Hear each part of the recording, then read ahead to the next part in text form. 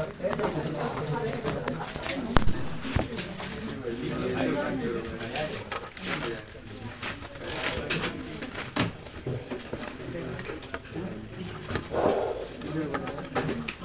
दोस्तों सबसे पहले हम लोग चर्चा करेंगे किसकी, ग्रुप 1। शुरू करें। तो ग्रुप 1 में क्या क्या होता है बताइए। Lithium, sodium, potassium, rubidium, caesium and francium. इन सब की वैलेंस शेल इलेक्ट्रॉनिक कॉन्फ़िगरेशन क्या होती है, ns1। आप लोग जानते हैं कि जो फ्रेंशियम होता है ये होता है रेडियो एक्टिव। क्या, जल्दी बोलो, नोट करो, ये हमारा फर्स्ट पॉइंट हो गया। Francium is radio active in nature.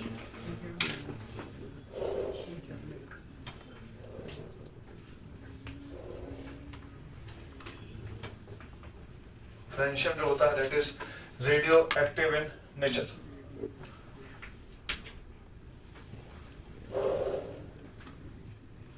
Second point पर आते हैं, साइज, जल्दी बोलो। तो टॉप टू बॉटम आएंगे तो साइज क्या होगा सर, बढ़ेगा। बहुत ही बढ़िया, टॉप टू बॉटम साइज बढ़ता है। Third point, ionization energy decrease करेगी। तो लिथियम सबसे ज्यादा होगी, फिर सोडियम, फिर पोटेशियम, फिर रुबीडियम, फिर सीशियम और फ्रेंशियम की क्या होती है इससे ज्यादा। ये ज्यादा क्यों होती, याद आ रहा है आपको? Yes sir. हाँ बिल्कुल सही, क्योंकि फ्रेंशियम में कौन सा ऑर्बिटल आ जाता है, 4f। ठीक है, मैं आपको बताना चाहूंगा कि फ्रेंशियम के रिगार्डिंग सवाल नहीं आता ज्यादा, बिकॉज वो रेडियो एक्टिव एलिमेंट है और रेडियो एक्टिव एलिमेंट की स्टडी हम लोग नहीं करते। ठीक है, बट फिर भी आपको ये सब चीजें मैंने पीरियोडिक के टाइम पर बता रखा है। ठीक है, इसी कारण से फोटो इलेक्ट्रिक इफेक्ट में, या इसका फुल फॉर्म लेना पूरा का पूरा, हम लोग कुछ और पढ़ोगे उसको। ठीक है, तो फोटो इलेक्ट्रिक इफेक्ट में हम लोग मेनली किसका इस्तेमाल करते हैं, सीशियम का।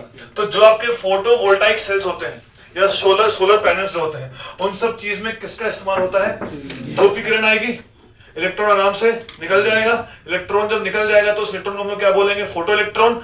जब वो भागेगा तो उससे कौन सा करंट पैदा होगा, फोटो इलेक्ट्रिक करंट पैदा होगा। तो सोलर पैनल्स में या फोटो वोल्टाइक सेल्स में किसका इस्तेमाल होता है दोस्तों, सीशियम का इस्तेमाल होता है।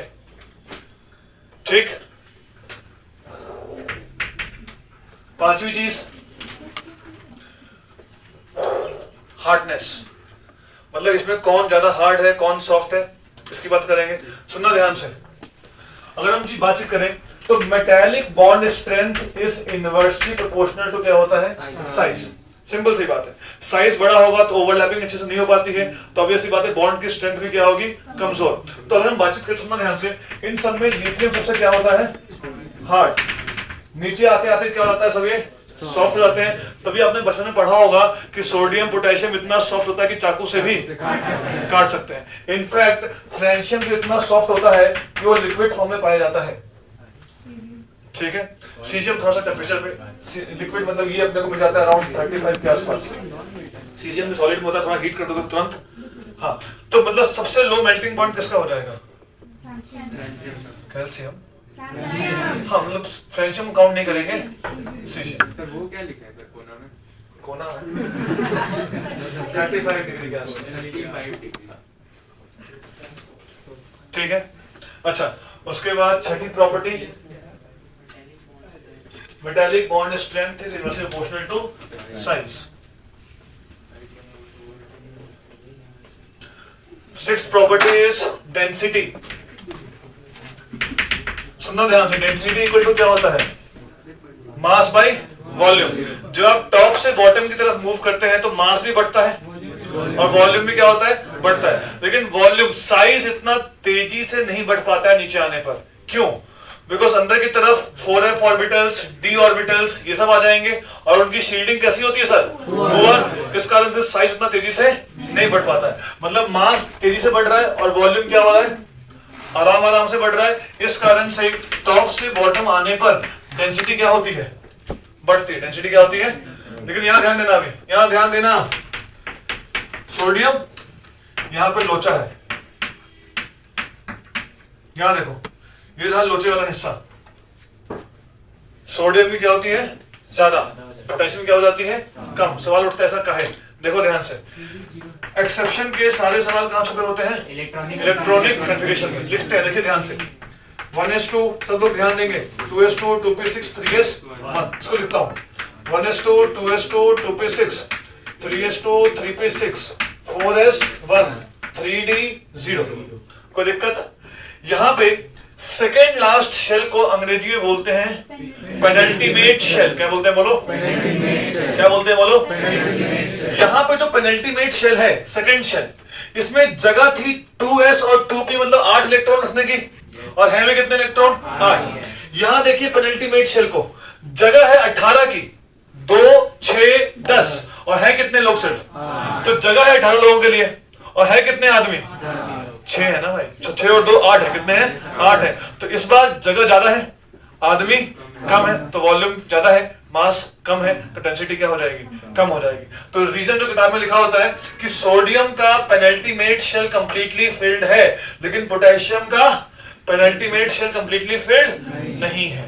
तो इसीलिए सोडियम और पोटेशियम में कौन जीतता है, सोडियम जीत जाता है।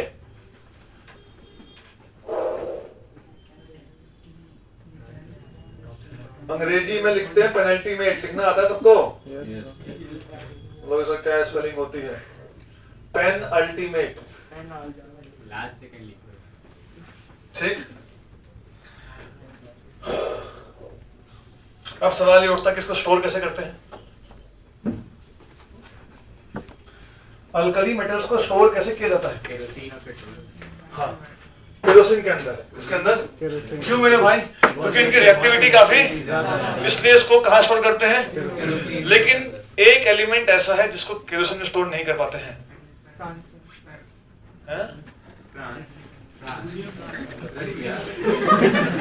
किसको, लिथियम को। कहा है, उसका डेंसिटी कम होता है, उसको फ्लोट करने में। हाँ, लिथियम की देखो, लिथियम की सबसे कम डेंसिटी है, तो अगर तुम उसको केरोसिन में डुबाओगे तो वो फ्लोट फिर ऊपर उठ जाएगा। बोला कहा डुबा रहे हो हमको, हम उठे हुए इंसान हैं, फिर डुबाया तुमने उसको। तो इंसान को लिथियम जैसा होना चाहिए, कितने लोग भी डुबाए फिर उठना है कि नहीं मेरे भाई। सीसीएम तो एकदम अंदर अगर आराम से वाइट रहता है। तो हम लिथियम को फिर स्टोर करेंगे कैसे, सवाल अब ये उठता है। हाँ, तो कैसे करते सुन लो भाई, सुन लो ध्यान से। एक पेपर लो, उस पेपर को मोम के अंदर डुबा दो, पिघले हुए मोम के अंदर, तो उस पेपर पे क्या चिपक जाएगा, मोम। उसको बोलते हैं पैराफिन पेपर। क्या बोलते हैं, हमने H2O2 को भी स्टोर करते टाइम अंदर किसकी लाइनिंग की थी, पैराफिन, क्योंकि उसकी रिएक्टिविटी क्या होती है, कम। तो हमने पहले पेपर लिया, उसको पिघले हुए मोम में डुबाया, फिर उसको निकाल दिया, इससे पूरी मोम चिपकी हुई है, वो सूख जाएगा, पेपर हो जाएगा सख्त। इस पेपर को बोलते हैं पैराफिन पेपर। क्या बोलते हैं, उसमें लिथियम रखा और चपोत के अलमारी में सरिया दिया। कोई दिक्कत इसमें, बात समझ में आ रही है। तो all the alkali metals are stored in kerosene except lithium, क्योंकि उसकी डेंसिटी क्या होती है, कम, तो बार बार क्या करता है, फ्लोट। इसी कारण से लिथियम को स्टोर किया जाता है पैराफिन पेपर्स में। इसको नोट कर लो, स्टोरेज, स्टोरेज कि हम लोग अल्कली मेटल्स को स्टोर कैसे करते हैं। तो all the alkali metals are stored in kerosene except lithium. All the alkali metals are stored in kerosene except lithium because it has low density. Because it has low density and it floats. It floats. और इसीलिए हम इसको store किसमें करते हैं, paraffin paper में। Paraffin paper, it is stored by wrapping it in the paraffin papers. ठीक है, उसको पैराफिन पेपर्स में स्टोर किया जाता है। हाइड्रोकार्बन्स को, अल्केन्स को पैराफिन बोलते हैं। और अल्केन्स में कार्बन जो होता है उसके सारे बॉन्ड कंप्लीट होते हैं, सैचुरेटेड हाइड्रोकार्बन बोलते हैं उसको। तो उसकी रिएक्टिविटी बहुत कम होती है। ठीक है, कोई दिक्कत यहाँ तक, कोई समस्या बोलो। चल, नोबल गैस क्यों नहीं स्टोर करता, नोबल गैस में स्टोर करेगा, सही बात है। गैस में मतलब पूछे भी नहीं, अपने आप से बस बुलबुला रहे थे, ये लोग सुन लेता है, बोल देता है। तो खुश हो, कार्य चलता तो। सर हमको भी जा कुछ कॉमन डाउट। चलिए लिखिए अब chemical properties of S block. Chemical properties of S block. Chemical properties of S block. इसमें पहले हम एल्कली मेटल्स की बातचीत कर लेते हैं, ठीक है। सुनना ध्यान से, बहुत इंपॉर्टेंट रिएक्शंस हैं और इनको जैसे से बताऊंगा उसी तरीके से आपको समझना है और याद रखना है, ठीक है। लिखिए पहला, reaction with oxygen gas, reaction with oxygen gas, reaction with oxygen gas. एक चीज और सुन लो, मेल्टिंग पॉइंट और बॉइलिंग पॉइंट का ऑर्डर आपको याद नहीं करना होता है, बिकॉज मेल्टिंग पॉइंट और बॉइलिंग पॉइंट का ऑर्डर कभी भी हर ग्रुप के लिए अपना अपना है, उसका कोई पार्टिकुलर ट्रेंड नहीं होता है। लेकिन फिर भी जान लो कुछ बातों को। सवाल ये आता है कि मेल्टिंग पॉइंट और बॉइलिंग पॉइंट किन किन पैरामीटर्स पे डिपेंड करते हैं। तो melting point boiling point depend करता है कि उस एलिमेंट की सॉलिड फॉर्म में पैकिंग कैसे, उसकी पैकिंग कैसे। अगर उसकी पैकिंग के टाइम में एलिमेंट आइटम्स को ठूस ठूस के भरा हुआ है, इसका मतलब उसका मेल्टिंग पॉइंट बॉइलिंग पॉइंट क्या होगा, ज्यादा होगा। और उसका अगर स्ट्रक्चर लूज स्ट्रक्चर है तो कैसा होगा, कम। तो किसी भी एलिमेंट का क्या स्ट्रक्चर होता है वो कुदरत ने बनाया है। ये आदमी अलग दिखता है, वो अलग दिखता है, वो अलग दिखता है, ये भाई साहब पूरे अलग है। हर कोई मतलब भावना समझ पाए, हम भी पूरे अलग हैं, हर कोई कैसा है, अलग अलग अलग है। तो इसलिए इसमें हमारा इंसान का कोई इंटरफेरेंस नहीं है। तो ये हर चीज का अपना अपना, हर एक एलिमेंट का अपना अपना स्ट्रक्चर होता है। इसी कारण से मेल्टिंग पॉइंट और बॉइलिंग पॉइंट का कोई पार्टिकुलर ट्रेंड हमें हर बार नहीं मिलता है, तो कभी उसमें सवाल भी नहीं आएगा, आपको याद भी उसको नहीं करना है। लेकिन देखिए आपके पास जानकारी होनी चाहिए कि मेल्टिंग पॉइंट और बॉइलिंग पॉइंट निर्भर किस पे करता है, तो उसके क्रिस्टलाइन स्ट्रक्चर पे निर्भर करता है। सिर्फ चाहो तो नोट कर लो इस चीज को कि melting point and boiling point depends on the structure, crystalline structure of that metal, crystalline structure of that metal, ठीक है। इसका हमें ऑर्डर याद करने की जरूरत नहीं है, ये कंप्लीटली फैक्चुअल होता है। नीट में हो सकता है पूछ लें, लेकिन जे में भगवान की कृपा रही तो ऐसे सवाल नहीं आएगा, ठीक है। चलिए, रिएक्शन विथ ऑक्सीजन टॉपिक डालिए, रिएक्शन विथ ऑक्सीजन, इसकी चर्चा करते हैं। सुनना ध्यान से, बहुत इंपॉर्टेंट है और यहां से सवाल बनता है। और एनसीईआरटी में सिर्फ रिएक्शंस लिखी हुई हैं, आपको उनको याद करना पड़ेगा, बट यहां हम थोड़ा सा लॉजिकली चीजों को समझने की कोशिश करते हैं। देखिए, ऑक्सीजन के साथ एक होता है O2 माइनस, एक होता है O2 माइनस और एक होता है O2 माइनस 1। इसको बोलते हैं ऑक्साइड आयन। जल्दी बोलो, क्या बोलते हैं? इसको बोलते हैं परऑक्साइड आयन, इसको बोलते हैं सुपर ऑक्साइड। क्या बोलते हैं, जल्दी बोलो, यहां लिख देता हूं। तो this is called as oxide, this is called as peroxide and this is called as super oxide. ध्यान से बातों को सुनेंगे, ध्यान से ध्यान से ध्यान से। अब देखो, यहां हमारे पास सारे एलिमेंट्स हैं, लिथियम प्लस है, Na प्लस है, K plus, Rb plus, Cs plus. ध्यान देंगे सब लोग मेरे भाई। जिसके पास जितना ज्यादा पोलराइजिंग पावर होता है वो उतने ज्यादा नेगेटिव चार्ज को हैंडल कर पाता है। बोलो एक बार, क्या बोला मैंने? जिसके पास जितनी ज्यादा पोलराइजिंग पावर है वो उतने ज्यादा नेगेटिव चार्ज को हैंडल कर पाएगा, संभाल पाएगा। अब जैसे मान लो भाई इतना स्मार्ट है, मैं उसको बोलूं कि क्या तुम कटरीना कैफ को हैंडल कर पाओगे? कहां से कर पाएगा भाई? ये स्टूडेंट है, वो हीरोइन है, इसकी औकात कहां है, उसकी औकात कहां है? तो ऑब्वियसली बात है कि हर कोई अपनी औकात के हिसाब से चीजों को हैंडल कर पाता है। तो भैया जिसकी पोलराइजिंग पावर ज्यादा, वो ज्यादा नेगेटिव चार्ज को पोलराइज करके हैंडल कर पाएगा। सिंपल सी बात है। तो हमने बताया कि इसमें से सबसे ज्यादा पोलराइजिंग पावर किसकी है? लिथियम। तो लिथियम जो है वो जब ऑक्सीजन से रिएक्ट करेगा तो वो इनमें से सबसे ज्यादा नेगेटिव चार्ज किसके ऊपर है? इस पे एक पे -2, इस पे एक पे -1, इस पे एक पे -½ दिख रहा है आप लोगों को? तो यहां पर जो लिथियम है वो बनाता है लिथियम का ऑक्साइड। क्या बनाता है? सुनना, इन सब में तीनों बनेंगे। सब में क्या बनेंगे? तीनों। सवाल ये आता है कि किसमें मेजर क्या बनेगा, किसमें मेजर क्या बनेगा? तो लिथियम वाले में लिथियम ऑक्साइड भी बनेगा, परऑक्साइड भी बनेगा, सुपर ऑक्साइड भी मिलेगा, लेकिन मेजर क्या मिलेगा? लिथियम का ऑक्साइड। क्लियर है बात? सोडियम जब ये करेगा रिएक्शन इसके साथ, तो अब इसकी पोलराइजिंग पावर क्या हो गई? घट गई। तो मेरे भाई यहाँ पे Na2 और उसके बाद क्या बन जाएगा? Na2O2, मतलब सोडियम का परऑक्साइड। क्या बन जाएगा? सोडियम का परऑक्साइड। और यहां देखिए मैं ये मेटल लिख रहा हूं K plus, Rb plus, Cs plus. इनकी रिएक्शन में कराऊंगा तो पहले क्या मिलेगा बताइए, M2O, फिर क्या मिलेगा M2O2 और फिर क्या मिल जाएगा MO2। मतलब इन सब में मेजर क्या रहेगा ये, इसमें मेजर क्या रहेगा ये, इसमें मेजर क्या रहेगा ये। क्या बात समझ में आ रही है? तो जिसकी पोलराइजिंग पावर ज्यादा होती है वो उसी के साथ रिएक्ट करता है। देखते जाना, इसको लिखना मतलब ही कुछ बातों को सुनना। इसका मतलब सर जी लिथियम की पोलराइजिंग पावर सबसे ज्यादा, तो वो किसको संभालेगा, ये उसके बाद और ये उसके बाद। देखना ध्यान से, एनसीईआरटी में अगला टॉपिक है reaction with nitrogen. Reaction with nitrogen जो होता है एक ही आयन बनाता है, क्या चार्ज इसके ऊपर N-3। अब एक बात हमने अभी भी रटा कि जिसकी पोलराइजिंग पावर ज्यादा वो उतने ज्यादा नेगेटिव चार्ज को। तो मैं लिथियम के पास आया, मैंने पूछा लिथियम भाई क्या तुम -3 को संभाल लोगे? बोला सर आराम से संभाल लूंगा। मैंने -2 को संभाल लिया, मैं -3 को भी संभाल लूंगा। मैंने सोडियम से पूछा, सोडियम बोला सर क्यों भी ले रहे हो मजे, सोडियम बोला सर क्यों भी मजे ले रहे हो, देखो मुझसे -2 तो संभला नहीं, आप क्या बोल रहे हो क्या संभालने के लिए -3। क्या सोडियम -3 को संभाल पाएगा? नहीं। क्या ये सब संभाल पाएंगे? नहीं। मतलब लिथियम जो है सिर्फ और सिर्फ अल्कली मेटल में लिथियम ही नाइट्रोजन के साथ रिएक्ट करता है और क्या बनाता है लिथियम का nitride. Sodium, potassium, rubidium, caesium ये सब N2 के साथ रिएक्शन शो। लॉजिक क्लियर हो रहा है? एनसीईआरटी में लिखा हुआ है बस, बट अगर आपको फैक्ट याद रहेगा कि भैया जितना ज्यादा पोलराइजिंग पावर वो उतने ज्यादा नेगेटिव चार्ज को संभाल सकता है, तो आपका दिमाग खूब काम करेगा कि सिर्फ लिथियम में रिएक्ट करेगा बाकी सब रिएक्ट।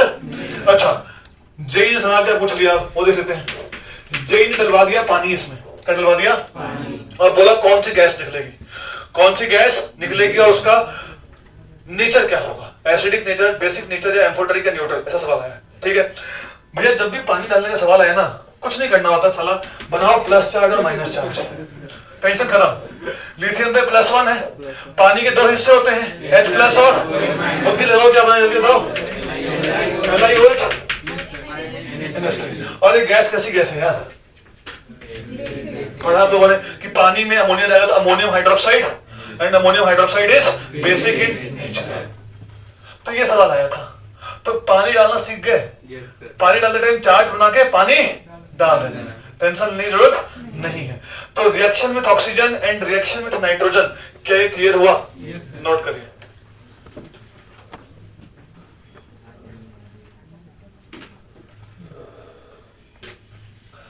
काफी इतना, नेक्स्ट क्लास में हो सकता है कि हमारा चैप्टर खत्म हो जाए वाला, ठीक है, क्योंकि ग्रुप 2 की प्रॉपर्टीज बिल्कुल सेम चलेंगी ऐसे ही। और नेक्स्ट क्लास में आपको सॉल्वे प्रोसेस पढ़ के आना है, पढ़ाना है सॉल्वे प्रोसेस। नेक्स्ट क्लास में मोस्ट प्रोबेबली हमारा चैप्टर खत्म हो जाएगा। मेरी आप लोगों से रिक्वेस्ट है कि आप लोग अपना हाइड्रोजन के क्वेश्चंस को निपटाइए। सबसे पहले नीट के सवाल, फिर जेई मेन के सवाल और सबसे आखिरी में एनसीईआरटी के सवालों को करिएगा, क्योंकि एनसीईआरटी में थ्योरी सबसे ज्यादा है। तो आखिरी में एनसीईआरटी, पहले नीट, फिर मेंस और फिर कौन सी करनी है आपको एनसीईआरटी। अब आपसे मैक्सिमम सवाल हो जाएंगे और यही सेम ऑर्डर आपको फॉलो करना है किसके लिए, एस ब्लॉक के लिए। पहले नीट, फिर एनसीईआरटी, फिर मेंस और फिर क्या करना है आपको एनसीईआरटी। कोई समस्या कहीं पर? बोलिए सर, समस्या बोलिए। लास्ट टर्म क्या बता रही थी सेंटेंस? क्या बता? पोलराइजिंग पावर वाला। मोर द पोलराइजिंग पावर ज्यादा नेगेटिव चार्ज को हैंडल कर पाएगा। तो वो मेजर वाला क्या था कि Li मेजर बनेगा सब, हाँ, लेकिन इसका अमाउंट क्या होगा सबसे ज्यादा।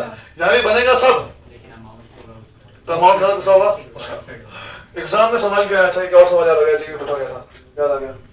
मैंने आपको एमओटी के टाइम पे बताया था कि सवाल ये आया था कि जैसे पोटेशियम देखो क्या बनाएगा CO2, पोटेशियम क्या बनाएगा। और अगर आपने केमिकल बॉन्डिंग के सवाल लगाए, जेईमेन के सवाल आया हुआ कि CO2 पैरामैग्नेटिक है कि डायमैग्नेटिक है, सवाल देखा था आप लोगों ने।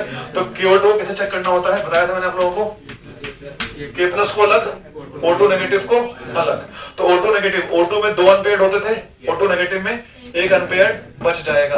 याद आया आप लोगों को? तो सवाल लिख लो अपनी कॉपी में एक कि CO2 इज पैरामैग्नेटिक और डायमैग्नेटिक,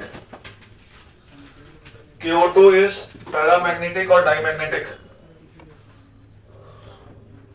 तो क्या आंसर होगा दोस्तों इसका कि CO2 विल बी पैरामैग्नेटिक।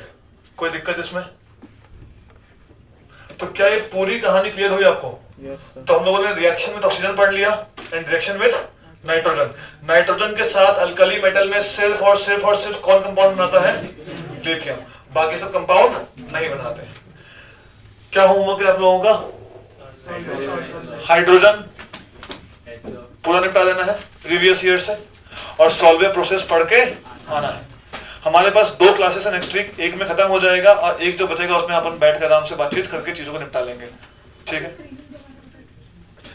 इसको आपको तोड़ना पड़ेगा। सॉल्ट है K पॉजिटिव O2 नेगेटिव, तो K पॉजिटिव को अलग चेक करिए, इसको अलग चेक करिए। O2 नेगेटिव में O2 में 2 अनपेयर्ड होते थे, O2 नेगेटिव में 1 अनपेयर्ड बच जाएगा।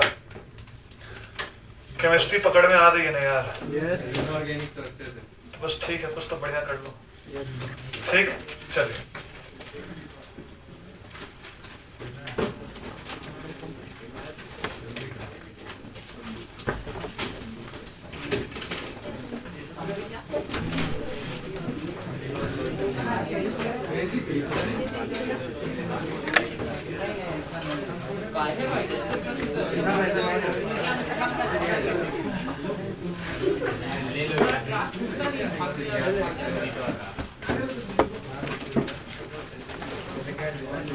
छोड़ देगा ये,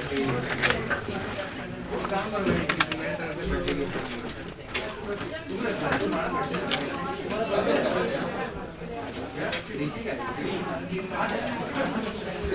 अरे भाई तो हर दिन बस के अंदर आएगा।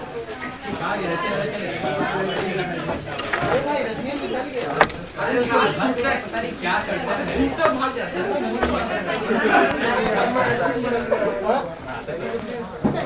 Try my question.